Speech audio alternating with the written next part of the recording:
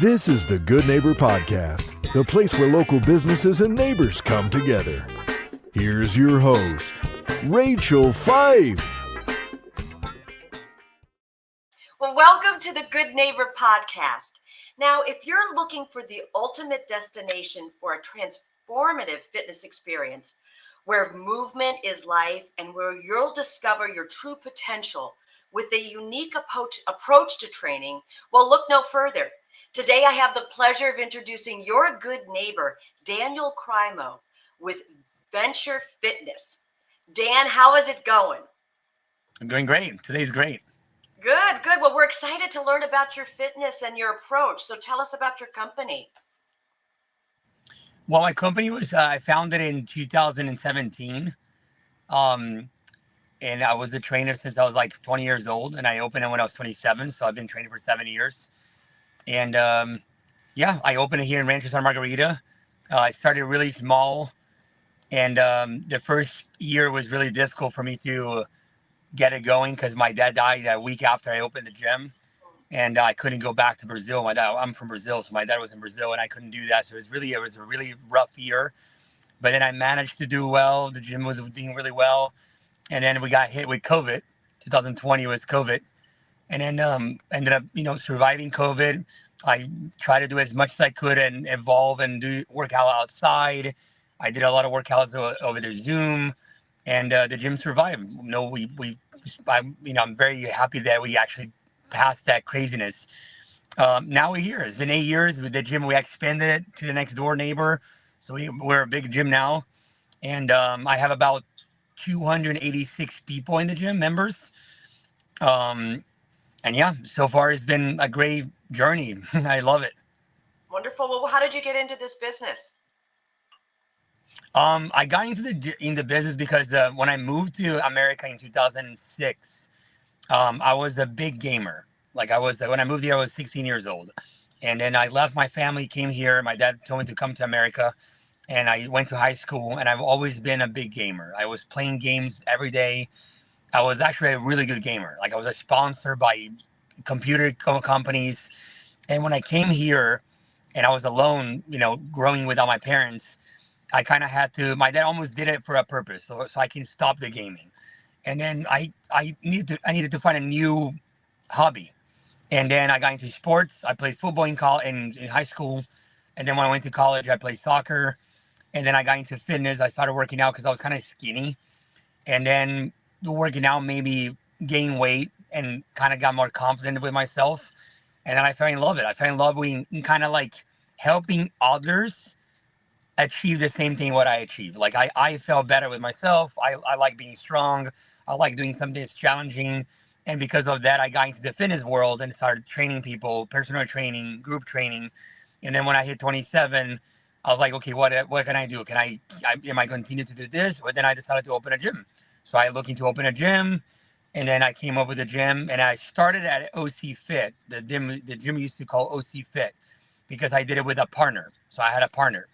And then after 4 years with a partner, I bought him out and I changed the name and I completely rebranded to my own thing, and I call it VNTR. So it's that's how I started, like, from the beginning. I really fell in love with helping others be fit or feel better or learn how to work out or be strong as to when you age. You need that. Like, I want to be 50 and 60, and I've seen so many people that are 40s and 50s and they can't even do much, and I don't want to be like that. So I want to make sure that we all live a life like longevity in a way that you are getting older, but you don't feel older because you have muscle tissue, you're strong, and you can be 60 walking, doing everything. Go to the groceries and don't have to worry about carrying groceries and things like that. So I really love that concept. It's almost like when I look at a different jobs, careers that help people, like for example, firefighters, nurses, doctors. They help people in a way. I help people in a different way. So I help them in a health-based way. So I help them achieve the different goals. When a nurse also help them in a different.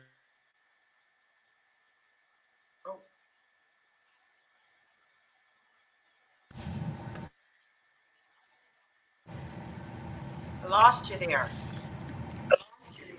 Can you see me? I can see you now. Do you want to pick up where you kind of left off? That you're just kind of wrapping up why you Yeah. got into business. Yeah. Yeah. So yeah, I love it. I love doing this feeling that I'm helping others in a different scenario, like I said, a different way. That's how I see it. And so to me, for 8 years being in the business, I have so much, I guess I can call it a reveal, right? Like a feedback of like, man, you made me do this. Man, you made me do my first this. Man, you changed my life because I lost 80 pounds. And so there's so much good that I get from the members that are walking through my life or walk through my gym that I feel I'm so grateful. Like, it's so good to have that. And I love it. And because I love my job, I literally feel like I don't work. Like I love working. So it's not like a hassle for me, or, I will come here at 5 a.m. to teach classes. I don't care. It's not like a burden to me. I love it. I literally love it. So yeah, it's been great Wonderful. so far. Yeah. Well, Dan, what do you think are some misconceptions or myths in your industry? Say it again. Any misconceptions or myths in your industry that you think you could touch upon? What do you mean by that? Well, if people think, well, like maybe women think, oh, if I do weights, I'm going to get all bulked up or something like that. People think, when they're with a certain type of workout, they might not get the results they want. I'm just wondering if there are any, and if you don't find any, then we don't There have is. to. I see what you're saying. Yeah, there is for sure. There is that is one of the probably the myths. One of the big things that you just said. It happens a lot. So um, the way that I guess everybody can do differently. The way that I approach that is like this. Look, it, I guess we're living in an era that is kind of more different. Everybody's kind of like, I feel like our time, 2025. If you look back in the days, the fitness industry grew a lot. So a lot of people are working out more. A lot of people are putting themselves in regimens to get themselves better. So there is a part that a lot of women, they don't want to get bulky. They don't want to get, too much muscle. So I tell them, look, when you work out, no one is going to grow muscle in 24 hours. You're not going to wake up tomorrow and be a bodybuilder. The only way for a woman to grow into this bodybuilding concept that they think is if you lift weights, actually heavy, and you're eating a lot of food, because food is what really makes you grow. Because you can work out all you want. If you're not feeding your body, you're not going to grow. You can't grow from air. So you need to be eating a ton of food and lifting. And with time, maybe 2, 3, 4 years, yes, you will put muscle on your body. So then that's when when a woman is working out, they will kind of like want to have a goal. So my goal is to build my legs. My goal is to build my butt. My goal is to build my shoulders. So you train to that position of when you hit that goal, then you don't have to continue to be hitting the gym that hard. You can maintain that goal. So now you have to go to the gym maybe a little less. You don't have to eat as much. So you just have to maintain. But if you continue to work out, you are going to continue to get a little bit more muscle. But then when you get to a certain age, it gets harder to put muscle because when you age, everything it became kind of decreases. So that's why I tell them, look, by the time you get to 35, you're not going to be putting that much muscle anyways because you're getting older. That's why you should start younger, because you're going to regret when you get older. So I tell them that, and I always say, a lot of the women here in my gym, we have a majority of the women here is between 35 to 45, and they look incredible. And a lot of them like, oh, I want to look like that girl. Like, look at that, she's 41 and she has 3 kids, and look at her, she has abs, she has a nice butt. And I'm like, well, she eats well, she lifts every day. So then if you want to look like her, you need to lift weights and eat, and that's how you're going to get those abs. That's how you're going to get those legs, not by not eating or not going heavy. You need to actually challenge your body to grow. So, like people even say, like in anything that you do in your life, to change, you need to do something differently. Like if you're on this path that you maybe do something all the time and you realize nothing's changing, well, because you need to change something. So for the workout, same thing. You're not pushing your body enough. You're not challenging yourself enough to change your body. So you need to change your regimen. Like, you know what? You've been doing this for so long. Go heavier. Do more reps or whatever you got to do differently. So all those girls that have this kind of misconception is it all depends how they want to look. If you want to be big, it will happen eventually in a couple of years, but not big like bodybuilders. You are going to grow muscle. So if you don't want to grow muscle, then you shouldn't be lifting weights. So I try to tell them, look, think as an effect of like, you need muscle as you get older. So you need muscle to support your bones.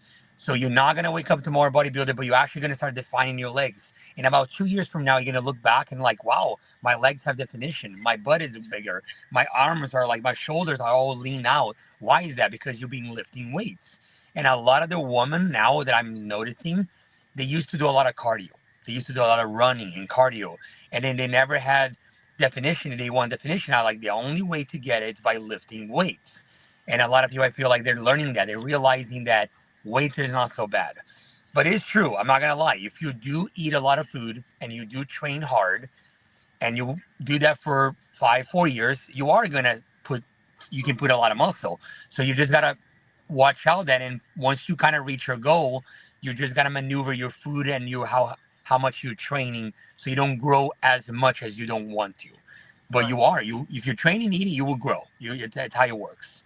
Okay. You know. Okay. Well, now we know marketing is really the heart of every business. So how are you finding new members to your fitness facility? That's a great question because I've been here for 8 years with my business, and I even talked to Peter about this, and Peter, I have never marketed my gym. I have never spent a penny in any marketing. I never done any social media marketing. I never done any Facebook marketing. I never done any nothing. I have never done anything. The only thing that I've done so far is I've used Groupon and I've used ClassPass. That's it.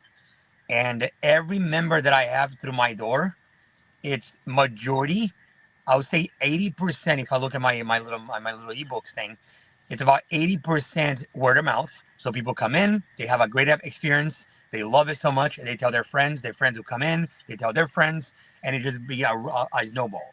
And I have 20% of people that are like, oh, I saw you on Instagram, or I saw I posted you a friend shared on Instagram, like a story of a friend. So sometimes it can be Instagram, like they search on Google, gyms around the area, and it might popped up. That's 20%. But 80% of my people, it's friends that tell friends that tell friends, and it's a chain. And I can even imagine if I put marketing, I think I would even grow my gym more, which I even haven't done that because I just haven't even got there, I'm being actually not smart. I should be doing that, but I haven't. I haven't spent a single penny in marketing. Okay. Have you ever thought of doing your own podcast? I did. Of course. I have a little place in my gym. One day I'll show you, but right now I can't because I'm in there. But I made a little area in the gym with a black wall, and I'm supposed to put something on the wall. And I'm gonna buy a table, and I want to put a table once a month, sit down there and record myself doing a little podcast. I thought about it for sure. It's like one of the greatest things is getting maybe a member talking about something about the gym, or it can be an exercise, or it can be about fitness, nutrition. Once a month, do a little like 30 minutes about some information, maybe talk about supplement, and then get some info about it. I thought about it so many times. I just haven't really done the action yet. All right. Well, now outside of work, Dan, what do you like to do for fun? I know fitness is probably a big component of that, but what else do you like to do? I'm such a social person. I love community stuff. So I like working with the city, doing events with the city. I love exercising myself. So I'm very active. I do a lot of things. I go surfing. I run. I work out. I play golf. I play pickleball. I'm constantly outside. Um, and I'm social. I like meeting people. I like connection. Any events that there is, during the weekend, I like going. So yeah, I'm on the go guy, kind of. I'm always trying to do something new, either with my business or with myself.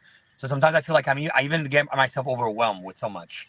But yeah, I'm outgoing. I'm super outgoing. I love talking. I love talking to people. I feel like I'm like that. So I'm constantly out doing something, and I love. One of my biggest passion is traveling. So I've been all over the world. I've been in Europe. I've been in South America. I've been in a lot of the states in USA. I live in different states too. I live in New York, in Texas. I live in California. I love traveling. I love knowing different countries, different culture, understanding how they live. Because when you live in a bubble, you think you know a lot of stuff. You don't know nothing. You literally don't know nothing. Like you go to a different place and you're like, man, you don't even know nothing about the world. Like, so I love that. I love just going out there, making money and using my money to do things like travel or things like that, not materialistic stuff. So that's just me. That's what I like to do. All right. Well, Dan, please tell our listeners one thing they should remember about Venture Fitness. One thing they should remember about Venture Fitness. I feel like if they came to my gym, you mean? Yeah. The number one I think I would say community. Like my gym is like the place that because I can sit here and talk to you about so many gyms we have in any city, and all gyms are going to be very similar. That gym does the same thing that Daniel does, the same kind of workouts, it's the same thing. So what makes me different in a way is when people walk in here, and I'm the owner, so I'm teaching classes, I'm always here. I feel what I get the most reviews and responses when people walk in here, they only stay. It's not even because the workouts are good. It's because they feel welcomed. They feel like the people inside take them in as their own.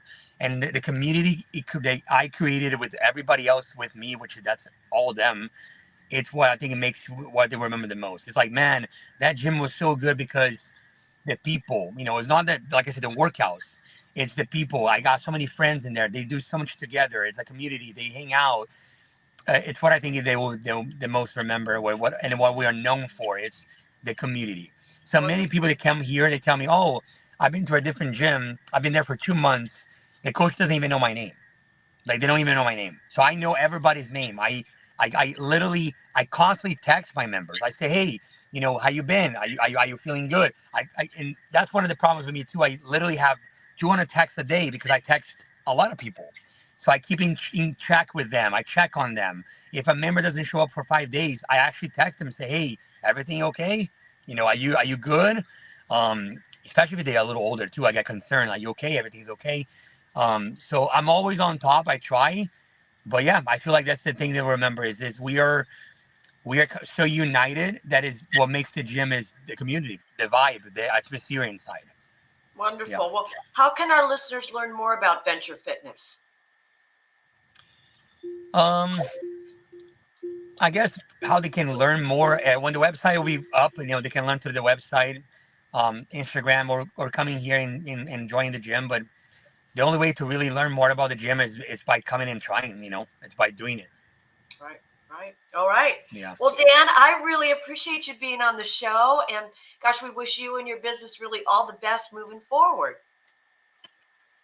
Thank you so much. Thank you. Thank you for listening to the Good Neighbor Podcast. To nominate your favorite local businesses to be featured on the show, go to gnporangecounty.com. That's gnporangecounty.com or call 714-941-8862.